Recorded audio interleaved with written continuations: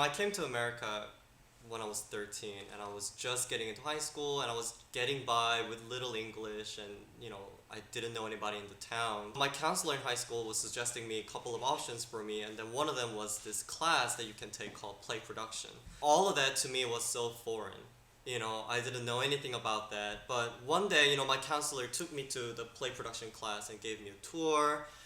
And in the high school that I went to, they had a really cool facility with a lot of tools. By the time I was like 9 or 10, I picked up a model building for like those scale ships and sailboats and things like that. So this discovery in high school was really it, where something that I can do personally on my own time, it goes on stage in public, and the audience sees it, but also the actors get to utilize and live with it on stage. How do you create magic on stage, and how do you convince that person sitting in that chair that you're not sitting in one of the many chairs in the theater, but you're really with us in this moment? How do you do that? And it is just like you say, it is mechanical and it is functionality. It's not just the visqueens and it's not just the veneers.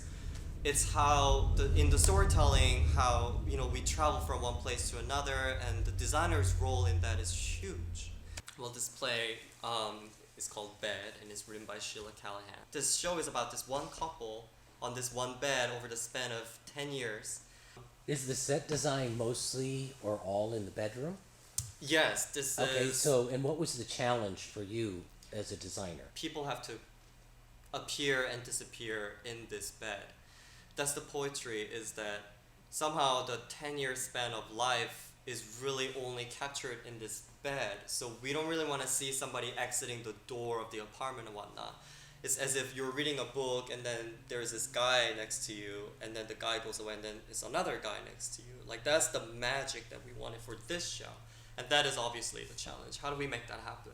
We go into like 5 different locations in this script, and yet we have one bed. So then design aesthetic wise, I was shying away from having any specific elements that are too telling, like whether you're in LA or Berlin or Paris, because we are not staying in any one place. All right, you told me there's an interesting way that the characters come in and off stage. Right. And literally this one guy would, look over to the other girl and then say, good luck with your work day, honey, and goes away.